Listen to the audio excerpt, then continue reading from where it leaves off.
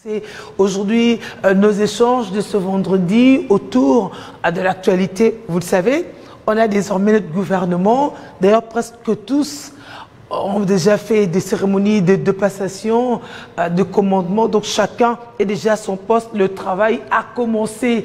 Kissa Lubanda a déjà, n'est-ce pas? Et nous, on est là pour leur rappeler nos attentes, les enjeux qui les attendent après les avoir écoutés, parce que chacun s'était prononcé lors de la reprise sur là où il veut nous emmener, sur ses objectifs assignés. Évidemment, nombreux sont déjà sur une lignée établie, parce que c'est le gouvernement souminois 2 maintenant. Le go était déjà donné. Évidemment que nombreux vont poursuivre sur cet élan, mais aussi ajouter des leurs. C'est ce que nous avions entendu. Nous, on veut aussi les prévenir qu'on est là pour leur rappeler nos attentes. Bienvenue à nos échanges du jour. Nous sommes le 15e jour du mois d'août. Date du jour, c'est maintenant. On va faire le gros clin d'œil aux Brazzavillois, parce que c'est la fête nationale de la République du Congo. C'était le 15 août 1960. Évidemment, nos indépendances se suivaient, hein, les indépendances des Congos, des 2 Congos, n'est-ce pas? Donc c'est cette date-là que le pays accédait à l'indépendance. La cérémonie avait lieu à Brazzaville, où aujourd'hui vont aussi se dérouler des cérémonies du jour. Elle va être grandiose. Moi, j'ai assisté aux préparatifs. Alors, on va dire à Brazzaville, la Verte, à Pointe-Noire, à la République du Congo. On est ensemble. Bonne fête à vous qui fêtez là-bas. Bonne fête aussi à ceux qui fêtent ici, en République démocratique du Congo, notamment au foyer ici. Nous sommes ensemble.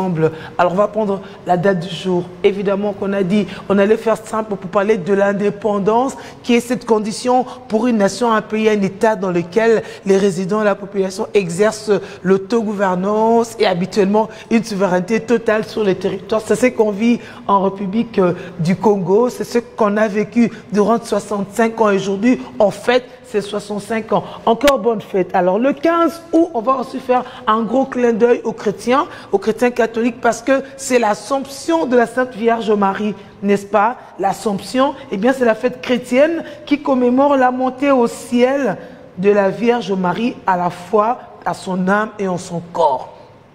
C'est une grande solennité liturgique aujourd'hui, une grande fête chez les catholiques, mais aussi fêtée de manière similaire chez les orthodoxes, et alors qu'on parle de la dormition. À tous les chrétiens, à tous les Bana Mama Maria, n'est-ce pas? À tous les légionnaires, à ceux de la confrérie du Saint-Rosaire, tout ce monde, mais aussi à ceux et celles qui développent la dévotion mariale sans faire partie d'un groupe spécifique. On vous dit bonne fête, n'est-ce pas? Donc, on est ensemble. Mesdames, Messieurs, on va donner le temps par le clip du jour, Kumama, Tombouama, avec le frère Christian Mukuna. Et à tout de suite.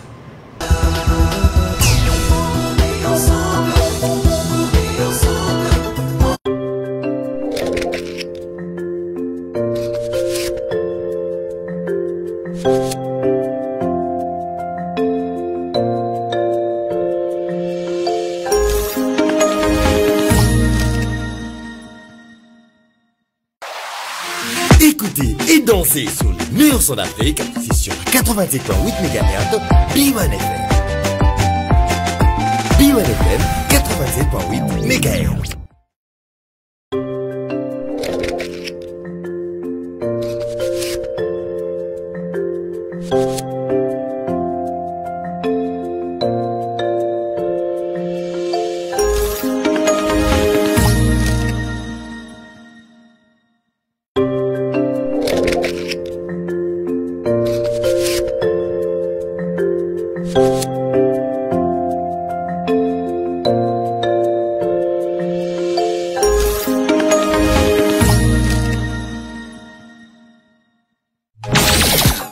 Jeune, fashion, rumba, les nouvelles tendances musicales sont sur B1 FM 87.8 MHz. B1 FM 87.8 MHz.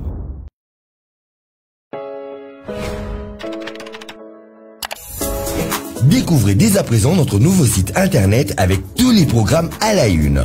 Découvrez des magazines et des rendez-vous de votre chaîne, que vous soyez en voiture, au travail, depuis votre smartphone, votre tablette ou encore un ordinateur. N'attendez plus. Rendez-vous sur votre site www.b1tv.cd. L'excellence dans la simplicité.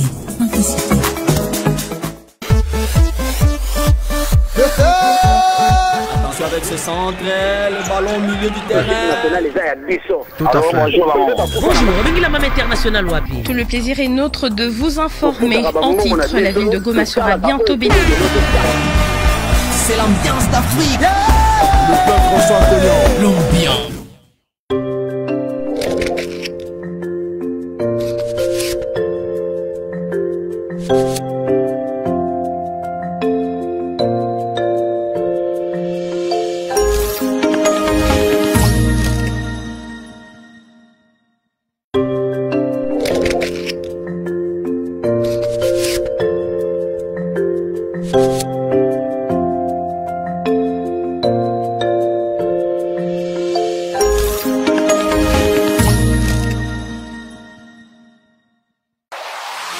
Écoutez et dansez sur les meilleurs sons d'Afrique, c'est sur 87.8 MHz, B1 FM.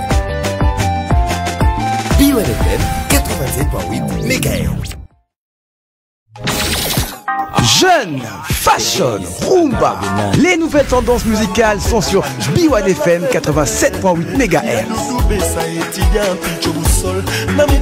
B1 FM 87.8 MHz.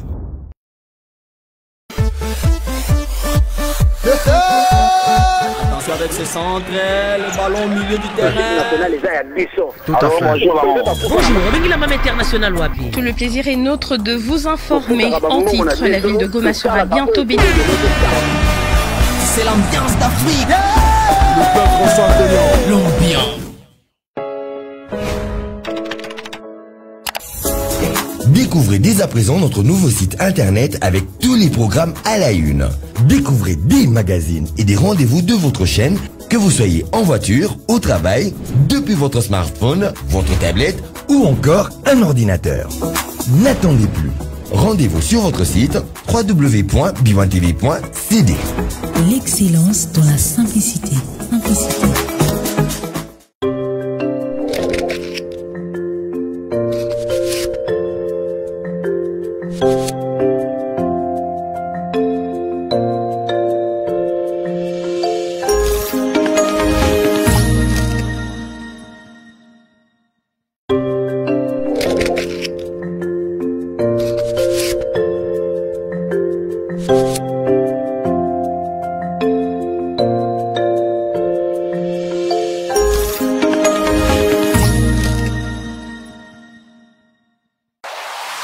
Écoutez et dansez sur les meilleurs sons d'Afrique, c'est sur 87.8 MHz, B1 FM.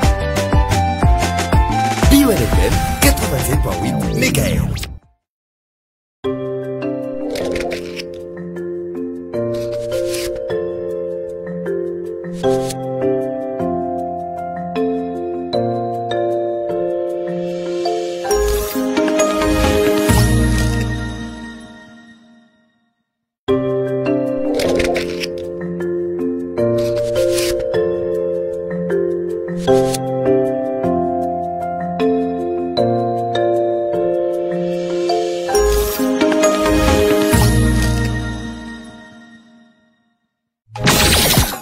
Jeune, fashion, rumba. Les nouvelles tendances musicales sont sur B1 FM 87.8 MHz. B1 FM 87.8 MHz.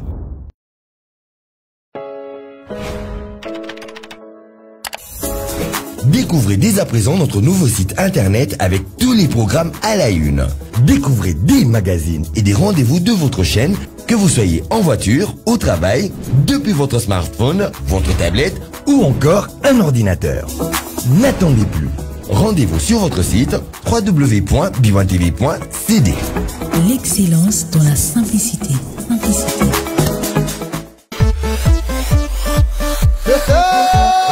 Attention Attention avec ses centres, le ballon au milieu du terrain. Tout à fait. Bonjour, Bengi la Mame International Wapi. Tout le plaisir est nôtre de vous informer. En titre, la ville de Goma sera bientôt bénie. C'est l'ambiance d'Afrique. Le peuple reçoit L'ambiance.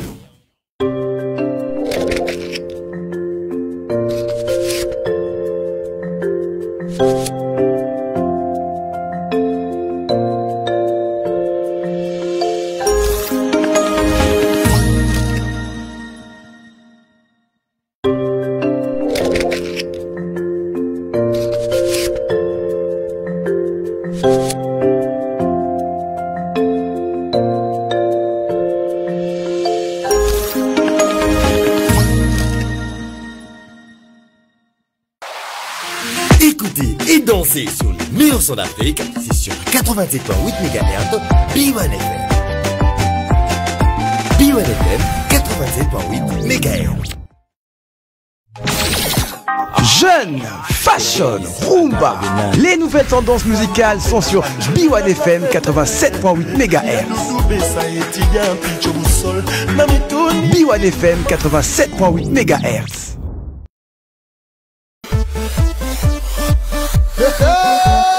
Attention avec ses centres, le ballon au milieu du terrain. Tout à fait. Bonjour, Bengi la Mame International Wapi. Tout le plaisir est nôtre de vous. Bon anniversaire à ceux qui fêtent aujourd'hui. D'abord, leurs anniversaires de naissance, n'est-ce pas? À la maman du jour, joyeux anniversaire, maman Thérèse Boyombela Ngombo. C'est la mère biologique de notre Claude Lola. Écoutez sa pensée, ma douce maman.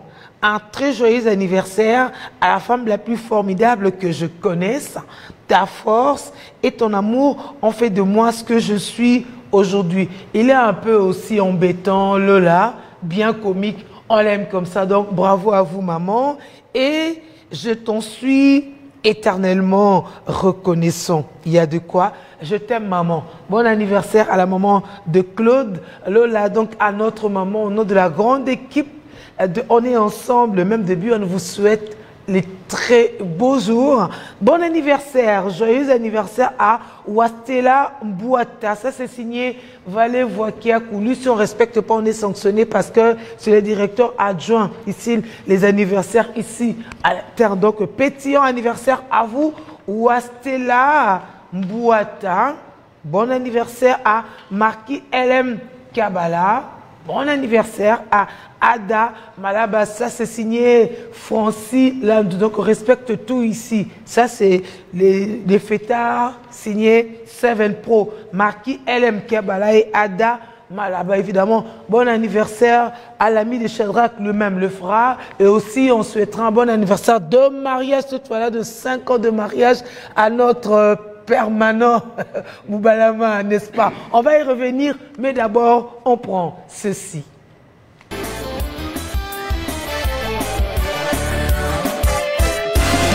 Joyeux anniversaire, joyeux anniversaire.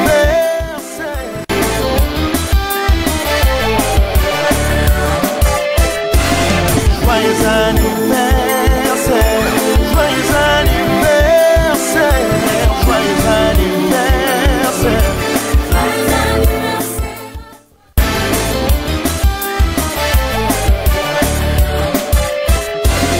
Joyeux anniversaire, joyeux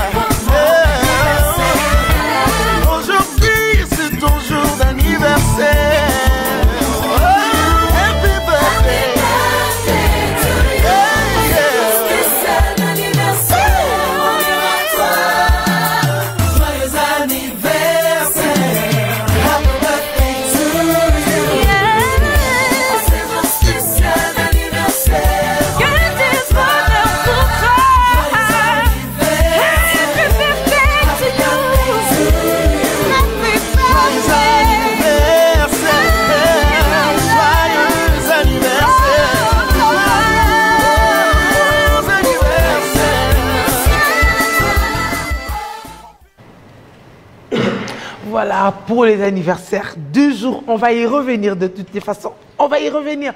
Mesdames et messieurs, bienvenue à nos échanges du jour. Pour boucler cette semaine, on va faire un focus sur ce que nous attendons, ce que nous attendrons du gouvernement souminois. On l'avait dit, ce n'était qu'un remaniement. Oui, ça l'a été. En attendant autre chose, mais on est à souminois 2 et les remises et reprises se sont déroulées. On a suivi par la voie des ondes, les promesses de chacun, la continuité de certains. Oui, parce que on ne vient pas réinventer la roue. La roue, elle, a déjà existé. On va mettre sa part et puis construire cet édifice qu'est la République démocratique du Congo. Notre question du jour, non, nos préoccupations, c'est challenge et attente, n'est-ce pas? On a attendu certains membres du gouvernement déjà annoncer leur challenge, mais on va aussi leur dire nos attentes à nous. Évidemment, ça devrait corroborer. C'est ce qu'on espère, parce que lorsqu'on entend des mots, des phrases, des promesses, on s'est dit, ok, ça y est, c'est des gens qui comprennent le besoin de la population et tout. Mais maintenant, les garde-fous, il faut aussi les mettre, pourquoi pas. Avec nos 2 permanents, aujourd'hui, c'est ce qu'on va essayer de voir. Alors, bienvenue à vous. Merci beaucoup. Merci pour la confiance que vous ne cessez de nous apporter. En considération de votre modeste personne, de venir ici participer au débat républicain que vous organisez. Débat républicain, voilà. Ce qui nous attire plus, c'est la qualité, la hauteur qui caractérise ces débats, mais également votre professionnalisme qui gère toujours. Alors, à travers vous, on va souhaiter un bon anniversaire de mariage à votre épouse, hein, Christelle Moudibo. Midoubo. Voilà, madame, hein, je n'écorche rien. À vous, petit anniversaire de mariage. Vous avez choisi cet homme. Je pense qu'à la maison, il n'y a pas de débat comme ici. Hein. À la maison, c'est la famille. Ah, c'est la famille. Mais je pense qu'elle m'aide, elle contribue dans ma façon de réfléchir et de comprendre, surtout qu'elle me booste. Ok. C'est une bonne femme. Ah, voilà. La femme qu'il fallait. Ah, voilà. Voilà. Merci aussi à vos enfants, Christopher et Anaël. Voilà, qui font votre choix, qui font rayonner cet amour. C'est cela, non? Et Shadrach, bonjour. Hein. J'ai rien dit. Hein. Bon, c'est pas grave, nous on est célibataires. Franchement. On est. Ça viendra ce moment-là, ça viendra. Je sais que mon on viendra aussi chanter ici, quoi. Oui. Ça viendra. Toko Tana au gouvernement. Mais bon, merci d'abord pour l'invitation et je tiens premièrement à présenter mes sincères félicitations à mon grand frère. Marius Moubalama, il ne cesse de me rappeler que je dois me marier. Voilà, ça donne un peu de la crédibilité, surtout on est dans un milieu politique où il y a trop de scandales. Quand on est marié, ça prouve à suffisance que vous avez ce sens-là de responsabilité. Ça, c'est quelque chose de très bon. Et voilà. Mais sinon, je présente... je souhaite un joyeux anniversaire à une amie, Jenny Ngalula, qui est, on l'appelle la reine des abeilles. C'est-à-dire, en fait, elle est aussi actrice politique. Ok. Et elle évolue du côté du président Jean-Marc Aboun. C'est vraiment une dame intelligente qui a un cerveau bien assis. Joyeux anniversaire à toi, notre Barbie. Ah, elle est la Barbie, la reine des abeilles. Exactement. Ok, bon anniversaire à vous. Alors, on a le gouvernement, c'était le remaniement, ok, mais ce n'est pas encore le gouvernement de l'Union nationale. Hein? Non, mais ce n'est pas encore le gouvernement de l'Union nationale, justement parce que M. Félix Tshisekedi, après avoir fait sortir ce gouvernement, remaniement, il a appelé ça, entre guillemets, le gouvernement d'ouverture, parce qu'il y a eu 3 réunions qu'il faut préciser. Il y a eu 3 réunions de l'Union sacrée qui a été tenues récemment avec M. Félix Tshisekedi. Il y a des frustrations au sein de l'Union sacrée. Déjà, à partir du moment où il y a des frustrations au sein de l'Union sacrée, c'est qu'en réalité, on ne peut rien attendre de ces gouvernements d'ouverture. Parce que... Mais ce n'est pas tous qui seront dans le gouvernement. Mais madame, déjà quand... On délègue. Le problème, c'est que quand on a un président, le président de la République, M. Félix Tshisekedi, qui nous ment à la télé. Mais il nous a menti parce qu'il nous a dit clairement que ce sera un gouvernement qui sera, en termes de nombre de représentants, ça sera réduit par rapport à une quarantaine. Mais c'est vous qui parlez des frustrations, n'est-ce pas? Quand vous parlez de frustration à l'interne, alors que déjà vous n'êtes pas de là, mais c'est clair que des choses puissent fuiter parce que les acteurs finalement sont les mêmes avec des transfuges qu'on connaît d'ailleurs. Alors, si vous estimez qu'il y a des frustrations, pourquoi évoquer alors les mensonges? Non mais les frustrations, je l'ai dit, c'est dans les cas de l'union sacrée. Exactement. Moi, je ne suis pas de l'union sacrée, ça c'est... Alors, ça peut se refléter maintenant lors de la composition. Non, mais nous, le problème, ici, il faut préciser que nous, on est des opposants politiques. Déjà, quand on est des opposants politiques, pour nous, nous proposons un autre projet politique. Nous, ce n'est pas une question de frustration, mais c'est une question de l'incompétence de ceux qui nous gèrent. Qu'est-ce qu'on constate? On constate que des 54... gouvernement soumis à 1, à 53, rien n'a changé. Et il y a juste 6 têtes qu'on a ajoutées, qu'on a enlevées. C'est-à-dire qu'en réalité, mais c'est fait, c'est que des... Il y a beaucoup de permutations quand même. Mais c'est ça en fait le vrai problème. C'est-à-dire c'est pas que parce que vous êtes ministre des Transports que vous avez échoué, automatiquement on doit vous permettre, on doit vous changer, vous devenez directement ministre des... Mais qui a dit qu'on a échoué ici pour aller de l'autre côté? Parce qu'il y a eu des évaluations, n'est-ce pas? Normalement, ça devait être un gouvernement de réévaluation. C'est-à-dire qu'on devait réévaluer la situation actuelle. Quand Mme Judith Suminwa est arrivée, qu'est-ce qu'elle a accompli, qu'est-ce qu'elle n'a pas accompli?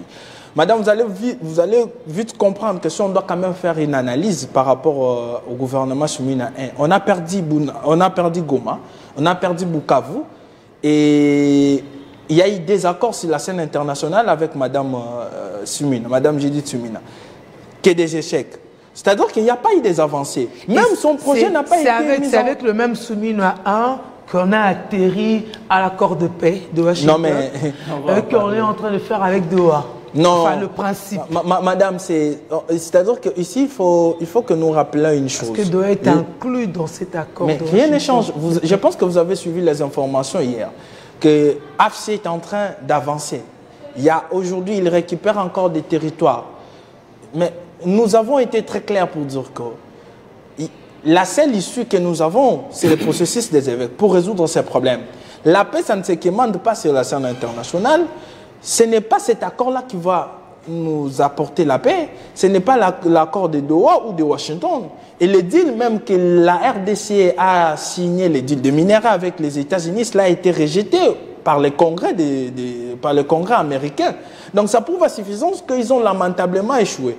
Et aujourd'hui, on retrouve les mêmes têtes, madame, les mêmes causes produisent les mêmes effets.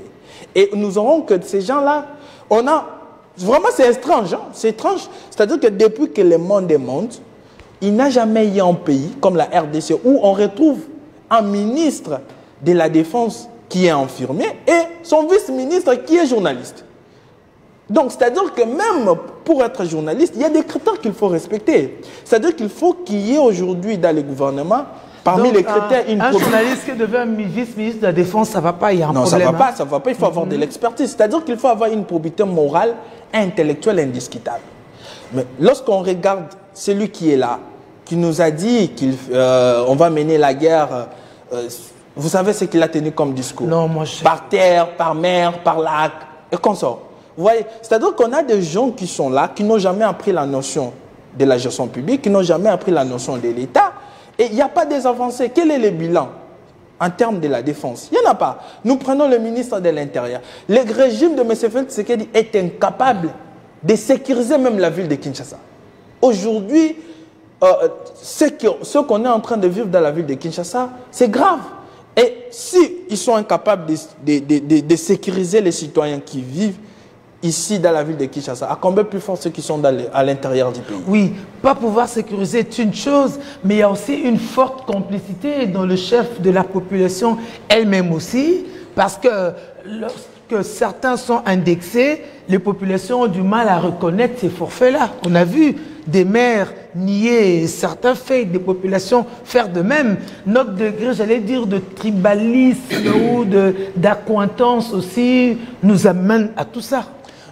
Le problème ici, c'est qu'il faut répartir sur la chaîne des responsabilités. quand on va sur la chaîne des responsabilités, l'ordre, celui qui doit établir l'ordre, c'est l'État. La population, oui. C'est-à-dire qu'on n'aura pas un point de vue d'unanimité au sein de la population. Il y aura toujours un groupe qui va peut-être avoir une opinion différente. Vous voyez? Mais ici, c'est l'État. La responsabilité première de l'État, c'est de protéger ses citoyens. C'est à l'État que nous demandons des comptes. Madame, si aujourd'hui la ville de Kinshasa est sécurisée, je ne vois pas quelqu'un qui va se lever pour dire non, qui va se lever pour être contre les régimes. Nous voulons tous qu'il y ait le respect des règles dans la pratique, parce que M. Félix Tshisekedi, en prêtant serment, il a signé de pouvoir nous protéger, de pouvoir nous sécuriser. À partir du moment où l'insécurité bat son plein dans la ville de Kinshasa, à partir du moment où l'insécurité alimentaire bat son plein dans la République démocratique du Congo, on a droit de dire ce qui ne marche pas. Oui, aujourd'hui, vous savez combien de fois on est victime dans nos maisons par des criminels. Qui octroie des armes à ces criminels-là? Donc, en réalité, si on avait un parlement légitime, les ministres même de l'Intérieur devaient être interpellés au niveau du parlement. Vous voyez? C'est-à-dire que le problème au Congo, c'est un problème leadership, c'est un problème de gouvernance. On a des gens qui ne savent pas ce qu'ils doivent faire, qui ne respectent à rien les règles, qui sont eux-mêmes les agents causaux, en fait, au terme même de tout ce qui se passe. Parce que quand on est ministre, surtout, on est appelé à servir. Et on a des gens qui se servent entre eux. C'est l'intérêt supérieur de M. Félix Tshisekedi qui prime au lieu de l'intérêt supérieur du peuple. C'est là le problème. Parce qu'aujourd'hui, le gouvernement vient sur base des besoins. Parce que si on doit faire des analyses, on se pose la question de savoir le projet de Mme Sumina, les cibles, on en est où? Qu'est-ce qu'ils ont pu construire pendant ces quelques années? Je crois que c'est déjà quelques années. Qu'est-ce qu'ils ont réalisé dans le secteur agricole, dans la sécurité, à l'école? Aujourd'hui, on voit tout ce qui se passe. Rien ne voit. C'est-à-dire que le chaos est dans tous les secteurs de la vie. Dans toutes les gratuités qu'il y a, il n'y a rien qui va. Non. On a la gratuité de la maternité, on a la gratuité de l'enseignement. Aujourd'hui, le nombre est croissant, le nombre d'enfants qui vont à l'école. Madame, l'éducation... Même d'infrastructures aujourd'hui. L'éducation, nous disons, l'éducation constitue l'ossature du développement. On ne peut pas aujourd'hui... se payer les luxes de s'amuser avec l'éducation. Aujourd'hui, vous nous dites qu'il y a la gratuité de l'enseignement. Est-ce qu'il s'agit de la... Est-ce qu'il s'agit là de... Est-ce que c'est de la qualité nous parlons? Ici, on ne doit pas parler de la quantité, du nombre des élèves qui ont accès dans des salles de classe. Mais il faut d'abord se poser des questions. Est-ce qu'il existe des infrastructures de base scolaire? On a des salles de classe qui ressemblent à des toilettes publiques. Comment un enfant? Ouais, des exceptions, ok. Non, ce ne sont pas des exceptions, madame. Ce ne sont pas des... Parce que l'État construit combien d'écoles? C'est la question. Combien d'écoles ont été modernisées? Il y a un problème. Aujourd'hui, le système éducatif, le système scolaire n'a pas été actualisé. Nous utilisons toujours les mêmes choses qui datent il y a longtemps. Il n'y a pas cette actualisation. LMD, rien n'a toujours été adapté. Non, mais on va donner la parole à monsieur le fêtard du jour, n'est-ce pas? Merci. Avant d'entrer au nouveau gouvernement Soumino 2, parlons d'abord du gouvernement Soumino 1. Parlons du président Tshisekedi avec son slogan de campagne: unité, sécurité et prospérité. Ça, c'est le projet qu'on nous a présenté.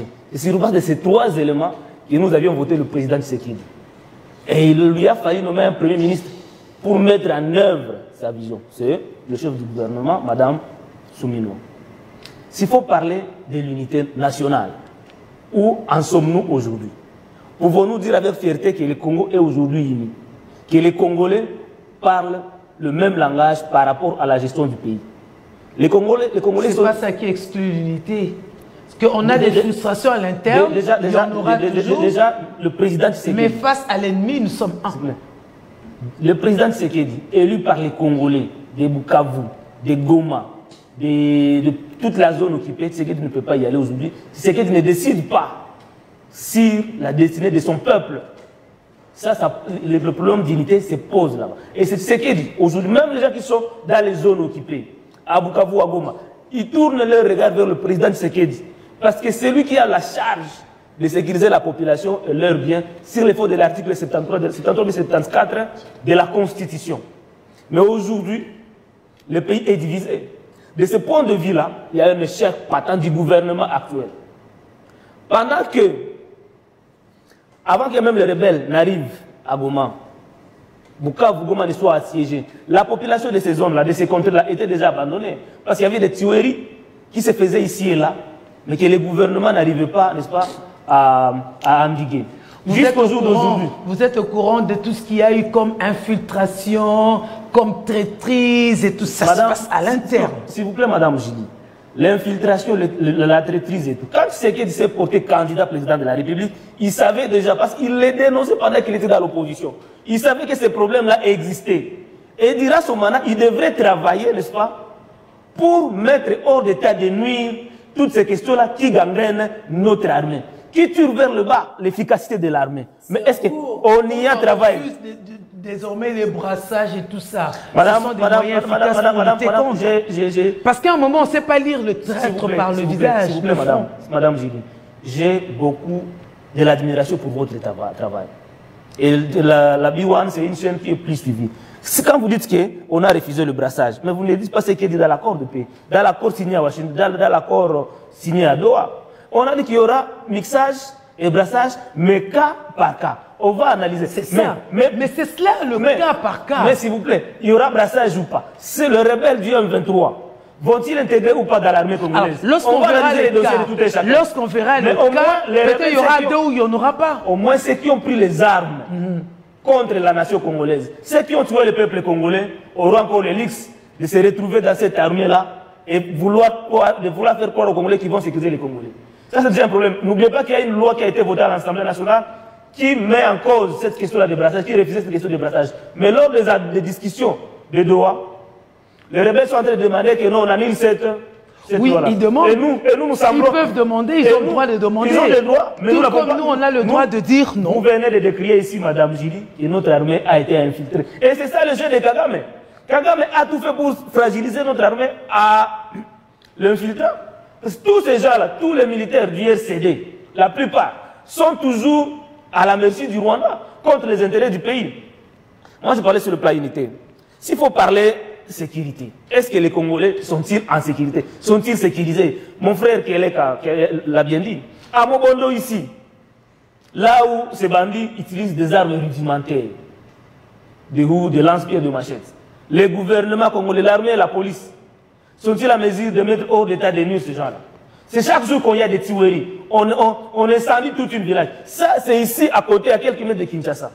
Les Congolais ne sont pas sécurisés. Les Koulouna font rage à Kinshasa. Moi, là où je suis, je venais de perdre un frère et ami, Safari Mouchagalousa, à Bukavu, assassiné. Paix à son âme. Qui va faire justice pour lui?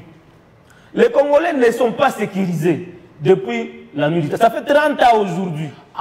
Ça fait 30 ans aujourd'hui. Et je l'ai dit ici. Tu sais qu'il est venu sachant que ce problème-là existait. Nous lui avions voté parce qu'il devrait travailler sur cette question-là. Mais récemment ici, il n'y a pas une semaine, à Nitouri, 40 personnes ont été égorgées, massacrées à l'église. Alors que le gouvernement congolais a des accords avec l'UPDF, le FARDC et le UPDF pour traquer les ADF et les ADF Nalou, là-bas. Pendant que le fils Museveni ménage jour et nuit l'armée congolaise, le gouvernement congolais, on lui a déroulé les tapis rouges à Kinshasa. Ça, c'est la diplomatie. Non, ça, c'est quelle diplomatie, ça? Les gens qui vous menacent, c'est dans son pays où une nouvelle rébellion a eu jour de Thomas Lubanga. Qu'est-ce qu'on a fait de l'Ouganda? Est-ce que l'ambassade de l'Ouganda était-il interpellé? C'est chaque jour en Ituri, les gens meurent. Autant que Goma et Bukavu. Les Congolais ne sont pas en sécurité. Ici, je l'ai dit, le Koulouna font rage à Kinshasa.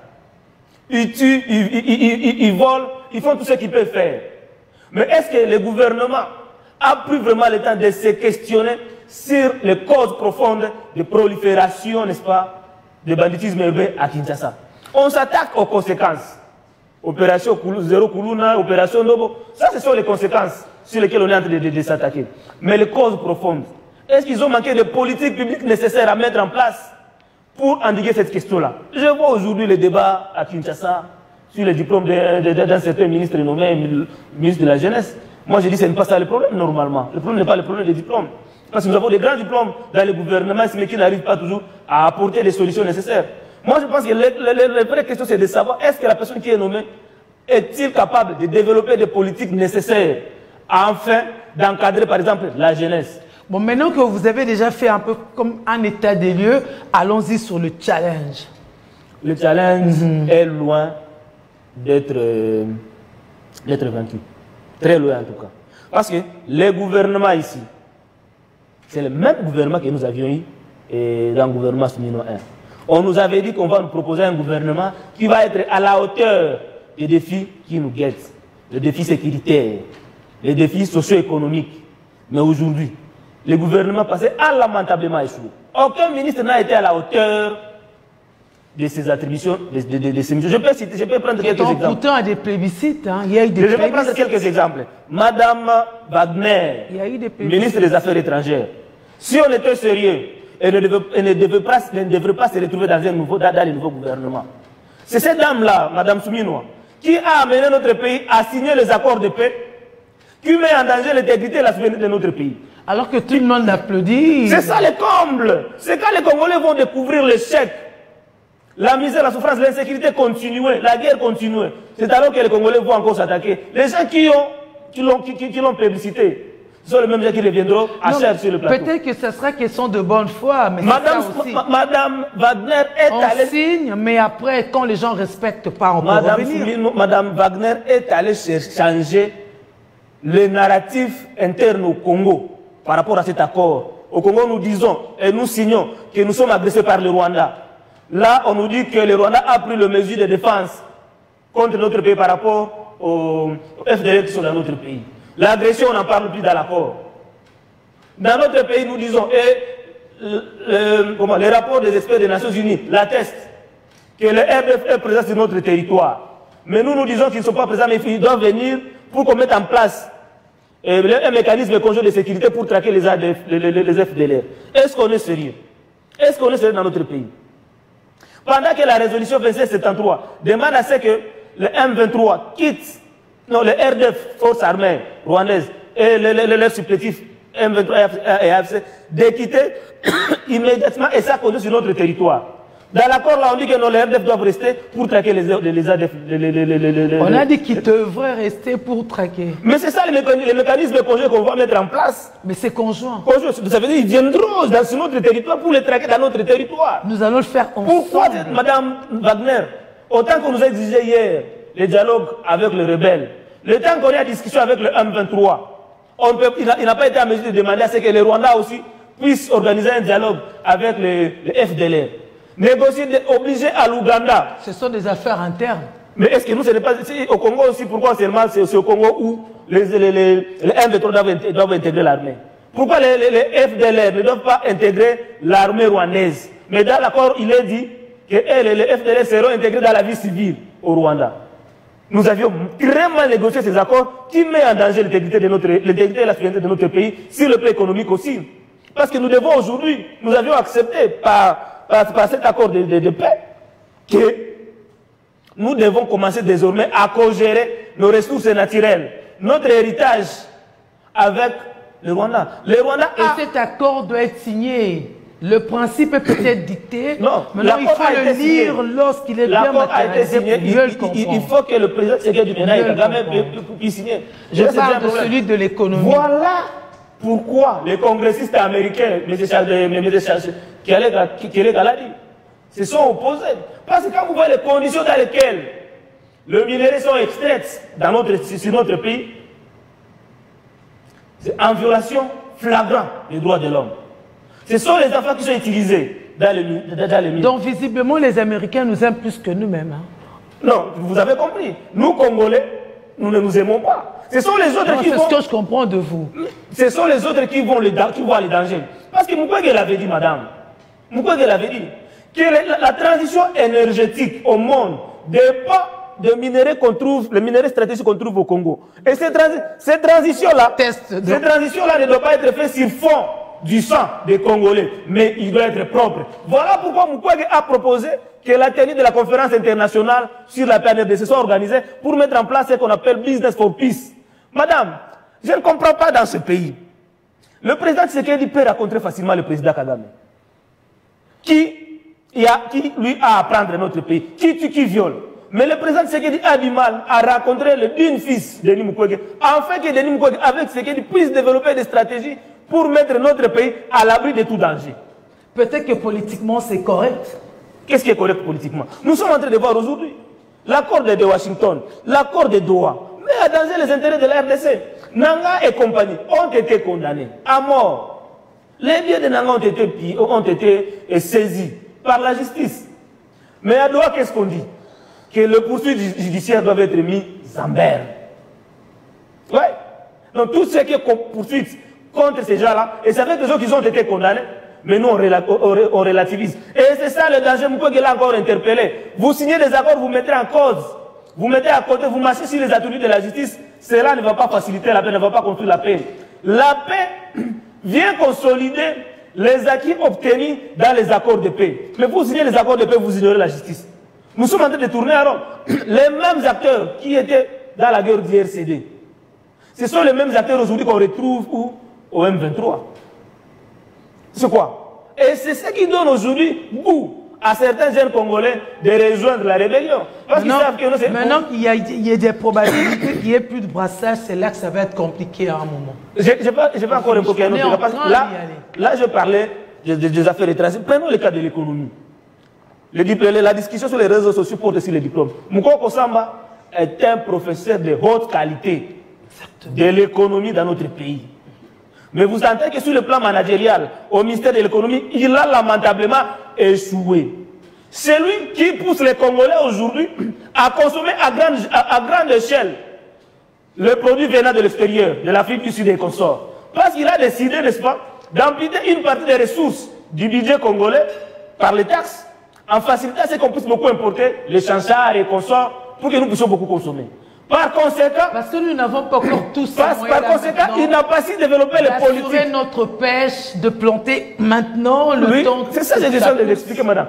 Dans l'entretien, lui qui a l'économie, il n'a pas su développer le mécanisme nécessaire pour que la production interne soit une réalité. Et cette production interne, madame, vous savez, la conséquence, c'est quoi? Ça donne encore la santé à notre monnaie. Au contraire, l'importation de produits venant de l'extérieur détériore notre monnaie. Parce que quand nous allons acheter à l'extérieur, nous allons avec les devises. On prend tous les devises qu'il y a sur notre pays, on les exporte. Oui, les devises du coup, notre monnaie perd sa valeur. Mais quand nous produisons à l'interne ici, nous allons consommer, le surplus de la production, nous serons obligés de vendre ça à l'extérieur. Et quand on va à l'extérieur, c'est les devises qu'on fait entrer dans notre pays. Mais Moukoko n'a pas su faire ça. Il a lamentablement échoué. Et ça, c'est un professeur d'université d'une autre facture. Il m'a enseigné. Je suis fier d'avoir été enseigné par Moukoko Samba. Mais sur le plan managérial, au ministère de l'économie. N'est-ce pas qu'il est rattrapé par le contexte si ça l'était? Il n'est pas rattrapé par le contexte. Même il a été à l'ONATRA. C'est vous qui parliez de 30 ans déjà. Madame, il a été à l'ONATRA, Moukoko Samba. Qu'est-ce qu'il a fait de cette entreprise? Il a été chassé. C'est le même gouvernement de Tshisekedi. Rappelez-vous que c'est à la RTNC que Vital Kamerhe lisa, n'est-ce pas, le communicant révoquant M. Moukoko Samba. L'homme qui a échoué, c'est lui qui vous donne encore l'économie pour décider sur l'économie du Congo. Ça, c'est déjà un problème. Ministère de l'économie, de la jeunesse, je l'ai dit, on n'a pas besoin d'un jeune de 26 ans ou de jeunes de 45 ans. On a besoin... On est éternellement jeune, 7 à 70. On a besoin d'un citoyen comme Kélega, par exemple, qui peut être à mesure de mettre en place des politiques publiques nécessaires. On a aussi vu nombreux comme ça dire, moi j'ai des politiques à mettre en place, mais lorsqu'il arrive, le même Savou vaincu dit, je ne l'avais pas imaginé comme ça. Vous n'avez jamais pensé à ça, tant que vous êtes encore dans l'opposition, c'est ça? Bon, en fait, ici, Maman Julie, ce qui est vrai est que nous sommes dans l'opposition et nous avons un projet que nous devons mettre en place. Le point de départ, c'est ça. Alors que vous n'avez pas encore géré, mais vous avez déjà des projets. On a un projet, mais cela ne veut pas dire parce qu'on a un projet qu'on n'a pas géré. La République se gère comme une entreprise. Et étant donné dans les domaines où nous évoluons, par exemple dans mon parti Piste pour l'émergence, à chaque fois, dans notre école de formation, le président s'est fait appel à des experts, des personnes qui viennent nous enseigner dans un domaine X, dans un domaine Y. Lui-même, c'est un enseignant déjà. Il nous apprend comment on peut gérer une nation, comment on peut gérer une entreprise, comment on peut développer dans un secteur X et Y. C'est ça en fait. C'est pourquoi nous disons, quand on voit ces débats des diplômes, vous avez une ministre de la Justice qui dit déjà au départ qu'il ne sait pas, il n'a jamais fait la politique. Priez pour moi, je ne sais pas. Écoutez, le problème c'est que dans notre pays en tout cas, les gens viennent faire les stages dans la gestion publique. Et comme on a un système qui a été établi, un système médiocre, où les gens, lorsqu'ils arrivent dans la gestion publique, au lieu de servir le peuple, ils sont là pour les intérêts personnels. Voilà pourquoi Kazadi a été très clair pour dire que quand il y a l'argent, d'abord on partage, on réfléchit après. Il ne nous l'a jamais démontré. Hein? Non, mais le problème, dit. Il l'a dit parce que ça... Démontrer, oui. Mais il n'a pas besoin de démontrer parce que nous connaissons déjà la réalité. Lui, en tant que ministre, il a été ministre dans ce pays. C'est ce qu'il dit, réellement, il sait ce qu'il dit. Il ne peut pas se réveiller un bon matin. Mais il ne l'a pas dit quand il était ministre. Non, mais après, c'est-à-dire qu'il est passé par là. Qu'est-ce qui s'était passé pour qu'il le dise après? Non, mais c'est pourquoi il est passé par là, il a vu ce qui se passe. Et il a fait ça. Il a fait ça.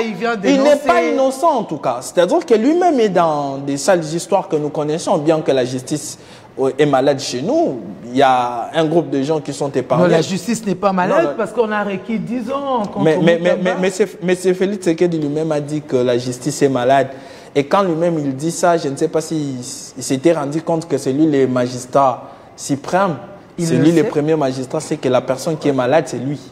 Donc, si on doit faire les silos... C'est tout un système. C'est un système, oui. C'est tout un système. Quand même, on a vu avec même des hauts magistrats beaucoup de choses qu'on leur demande pour revenir sur les normes, mais ils peuvent pas les appliquer. C'est là que tu parles du Congolais. Nous disons ceci.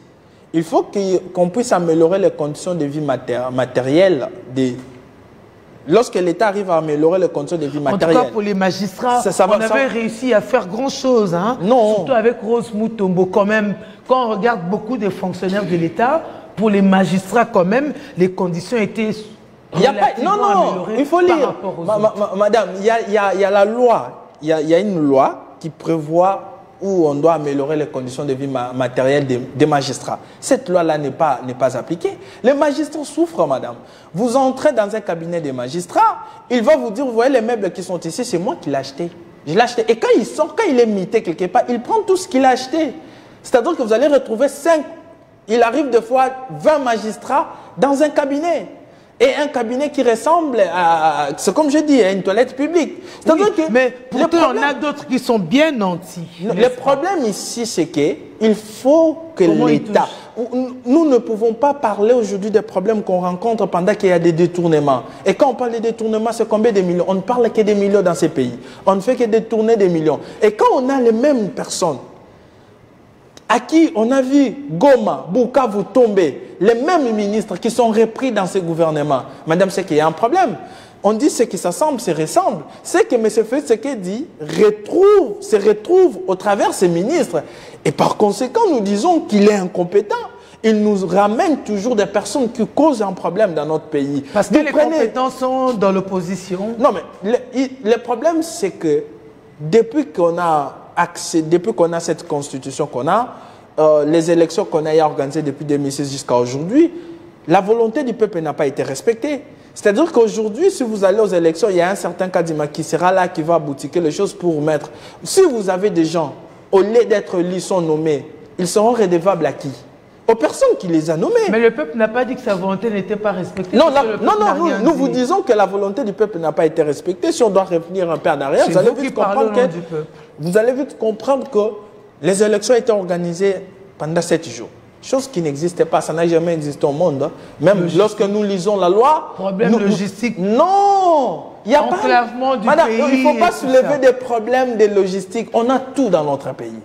Avec les moyens que nous avons, nous pouvons bien faire les choses. Le problème, c'est la volonté. On peut, mais on n'a pas encore. Non, on a les moyens. On a les moyens pour faire changer les choses. Pour preuve, il faut voir comment est-ce que ce sont...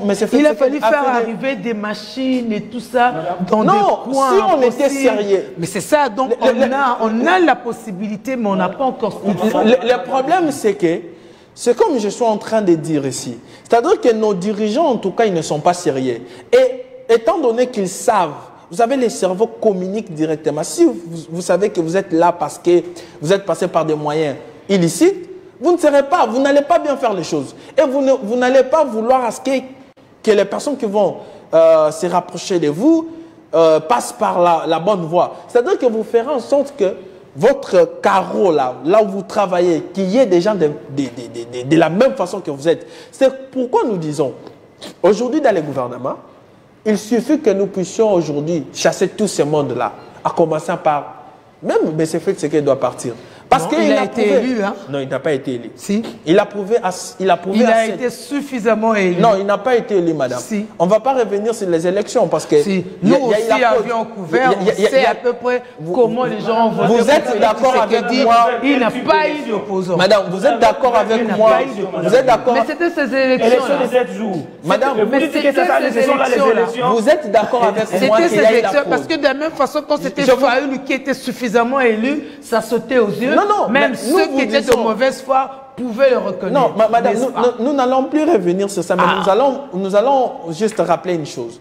Vous êtes d'accord avec moi qu'il y a eu fraude. En droit, on dit la fraude corrompt tout. Et lorsque la CENI, qui est l'organe habilité pour organiser les élections, dit qu'il y a eu fraude, normalement, on devait annuler les élections. Mais malheureusement, on a des gens qui ne comprennent pas. Oui, parce qu'il y a eu des gens qui ont été invalidés. Vous êtes d'accord avec... La CENI a dit qu'il y a eu quelques irrégularités. Non, mais ces gens-là, ont voté pour qui?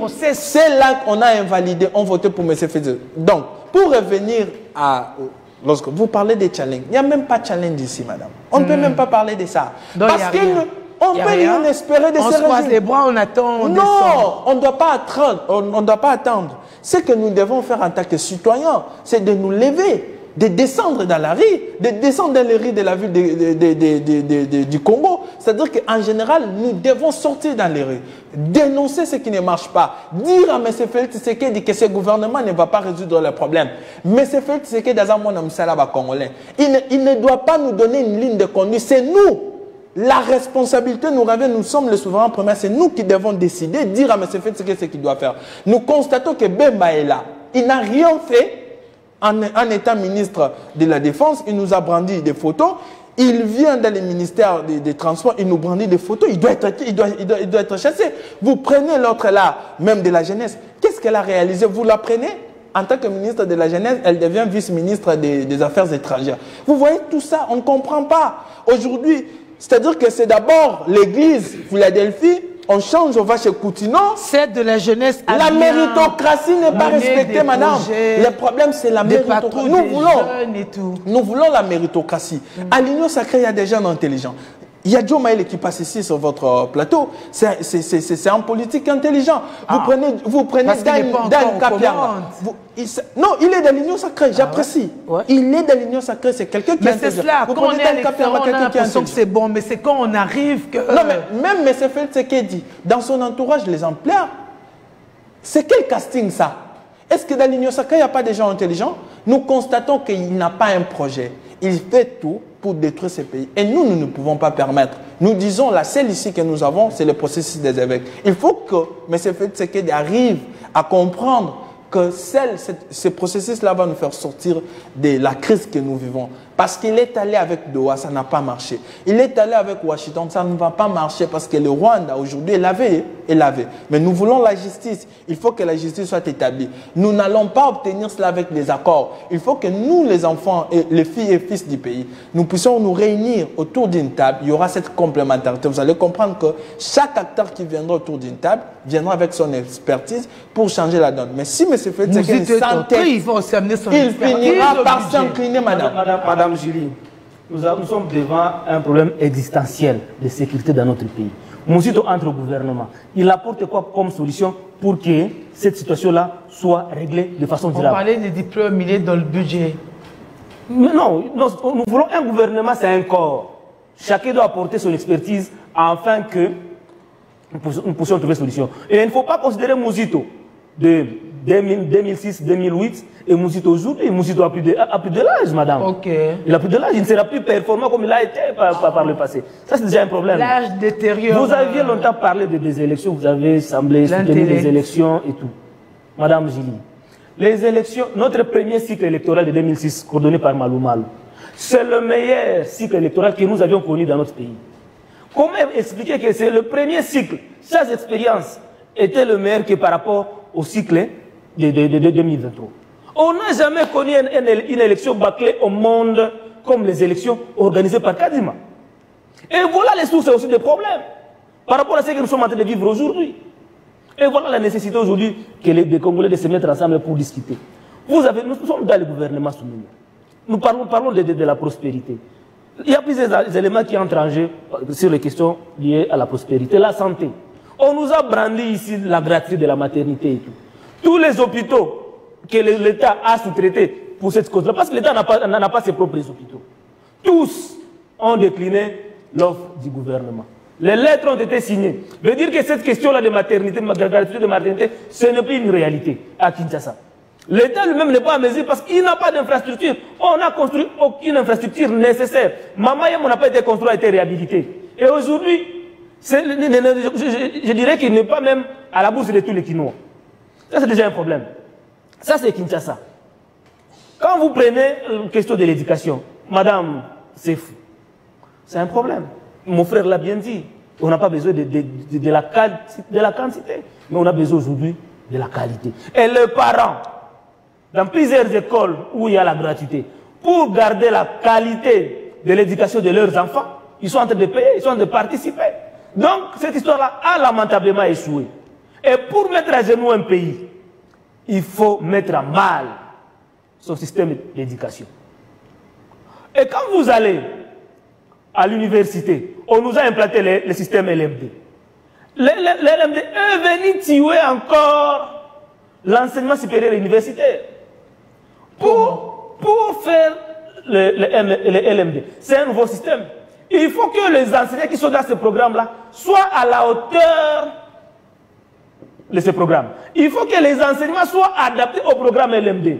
Mais allez là où j'ai été étudiant, à l'UNIKIN, allez à l'IPN ici à côté de notre université. Ce sont les vieux syllabus des années 80 que nos professeurs utilisent, que ceux qui sont professeurs aujourd'hui ont polycopié. Ils continuent à utiliser. Ils n'ont pas été formés. Ils sont perdus dans le système éducationnel. Allez même à la rencontre des étudiants qui sont dans ce système-là. Vous allez voir que c'est du pourriture. Les enfants ont perdu la qualité. Aujourd'hui, l'enfant n'a plus peur d'échouer. Parce qu'il sait que si LMD, c'est si je ne réussis pas dans ce cours ici, je peux passer avec ce même cours. Et même si dans cette promotion-là, je ne réussis pas, le cours va l'avoir, monsieur, madame. Oui, mais ça va le Nous avons vu des amis à l'université. Il ne terminera pas le cycle. Nous avons vu les amis à l'université reprendre l'année avec 65% parce qu'il n'a pas réussi dans un cours. N'est-ce pas que c'est criminel, ça? Ce n'est pas criminel, il y a un principe. Il y a un principe, madame. Il faut réussir dans tous les cours. Et il faut respecter. Et nous, on a étudié en fonction de ça. Chaque jour, on ne se réveille pas du bon pied. Un seul cours, on peut le Madame, rattraper. nous avions été dans ce système-là. Et vous devez être fiers de vous. Parce que vous êtes le fruit de cette formation-là. Si vous êtes apprécié partout dans la ville, madame Julie, c'est par rapport à la bonne formation que vous avez eue à l'IFACI. Mais est-ce qu'aujourd'hui, on a fait tellement du fourre-tout, alors que l'humain ne peut pas exceller dans tout. Et voilà, sur 10, s'il y a 2 qui me vont, mais je perds sur ces 2-là. Ceux qui ont présenté leurs limites, ceux qui ont implémenté de mauvaises politiques dans le secteur qui était le leur, ce sont les mêmes personnes qui se reconduisent ministres. Je parle ici du ministre Mouindo Nzangi, qui a été à l'enseignement supérieur. Aujourd'hui, on l'envoie à l'agriculture. Ça, c'est un problème. Ça veut dire que le gouvernement qu'on représente comme un gouvernement d'ouverture d'union nationale, c'est ouvert par rapport à qui?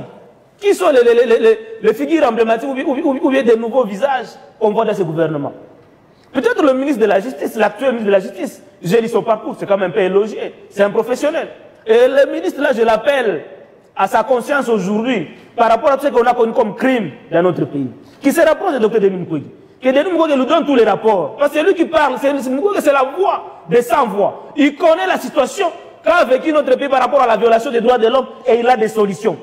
Qui raconte Denis Mukwege, qui lui explique, en fait que lui, qui est fils maison de l'Union sacrée, qui est membre du gouvernement, qui puisse convaincre le chef de l'État de demander à ce que justice soit faite pour la RDC. Pas la justice à la manière à la congolaise, mais le tribunal pénal international doit être implémenté dans notre pays. Il faut qu'il y ait une justice transitionnelle ici. Et le docteur Denis Mukwege est très avancé à cette matière-là, afin que les Congolais puissent être réparés et que la justice soit faite. Parce que, je l'ai dit, c'est absurde, c'est mal pensé, n'est-ce pas? D'imaginer une certaine paix quelconque sans la justice. Nous en avons déjà l'expérience. Partout là où il y a eu des crimes contre l'humanité, il y a eu des guerres, le tribunal pénal international a intervenu. La CPI a intervenu. Et nous avions vu comment est-ce que les gens ont été arrêtés.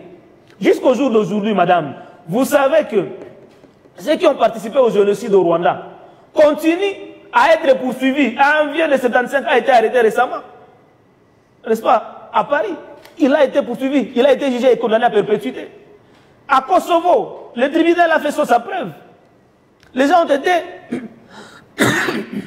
je m'excuse, condamnés. Mais au Congo, ceux qui ont tué ont été gratifiés. Ils sont devenus des généraux dans l'armée, ils sont devenus des ministres, ils sont devenus des vice-présidents. Ils sont là.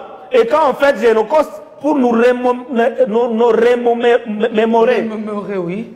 Le mémoire, pour demander la justice. Ce sont les mêmes bourreaux qu'on voit là-bas à la tribune en train de se moquer des Congolais. Et ces gens-là ne peuvent pas faciliter à Tshisekedi. On ne les a pas vus se moquer, ils étaient tout tristes. Mais non, quelle tristesse.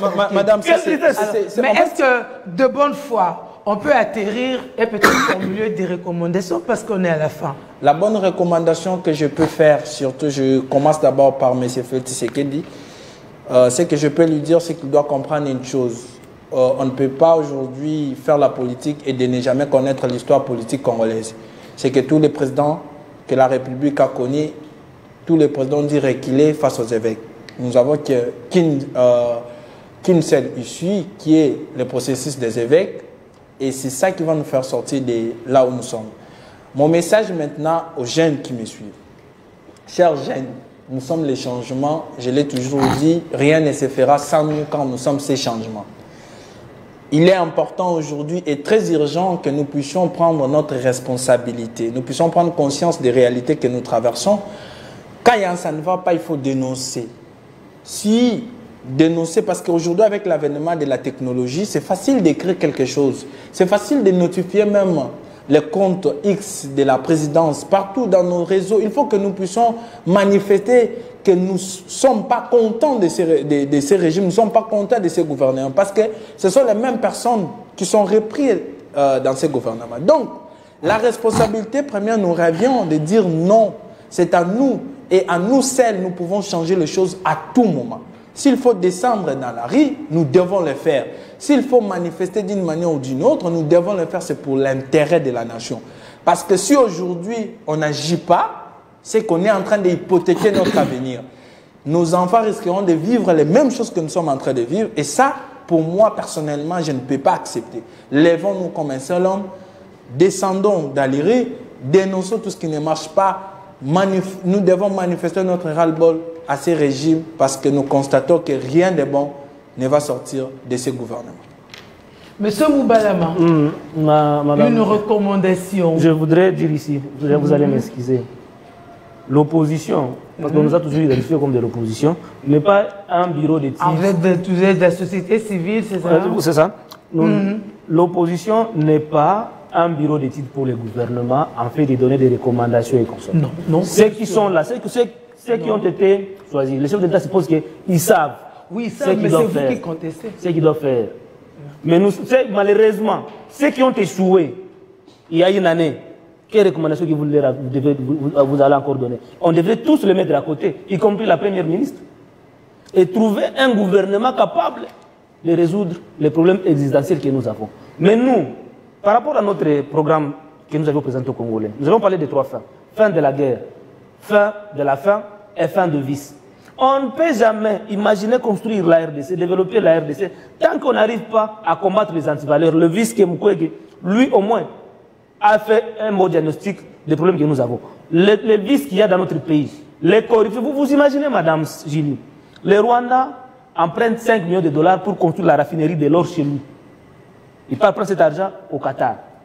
Mais nous, au Congo, des individus détournent 50 millions de dollars, 100 millions de dollars. Et cet état de choses ne peut pas faire en sorte que nous ayons de la valeur aux yeux des partenaires. Et ces problèmes-là, tous ceux qui ont été cités dans les détournements, les rapports de l'IGF sont là, c'est factuel. Personne n'est en prison. Personne n'a restitué aucun rond dans le caisse de l'État. Et ces gens comme ça, quelles recommandations que vous allez donner? C'est encore, on a planté les décors de l'échec pour chuter à nos frères qui sont dans les zones occupées, à l'Est, à Bukavu, à Goma.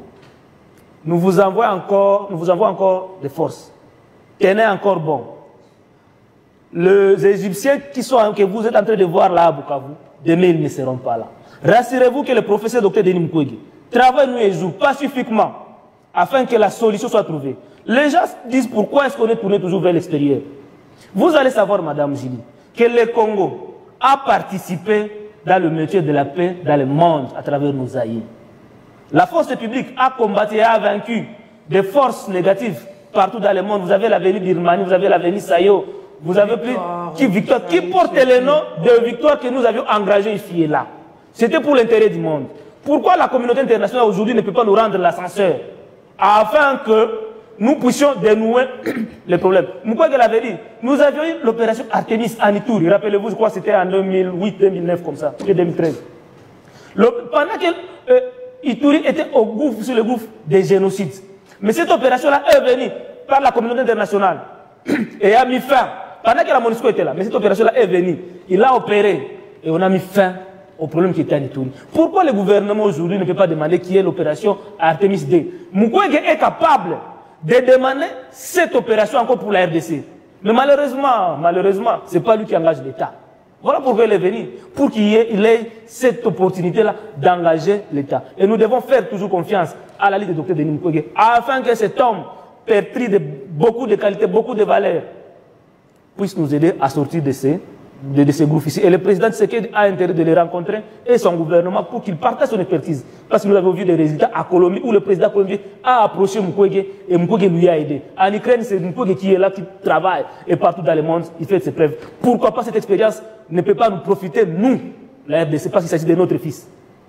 Et qui est disposé? On vous a écouté, on a écouté vos passions. C'est sûr que le peuple, lui aussi, est partagé par rapport aux idées, par rapport au positionnement. Le débat ne fait que commencer. Le gouvernement est installé à peine. En tout cas, c'est sa première semaine, même sa fin de semaine. Et le travail va être fait. On est là pour suivre, pour voir ce que chacun a dit, ce que chacun fait pour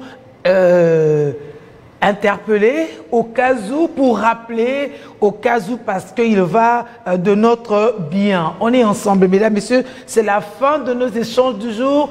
Excellent week-end à vous. Encore bon anniversaire de mariage à ce couple Moubalama, à messieurs et à madame Christelle Moudibo pour tout le travail qu'elle fait pour Anaël et Christopher. On est ensemble. Vraiment mis, hein, côté Bagoua, soit Noyebi, n'est-ce pas? On est ensemble. Alors, on vous souhaite un très bon week-end et à la semaine prochaine. Au revoir.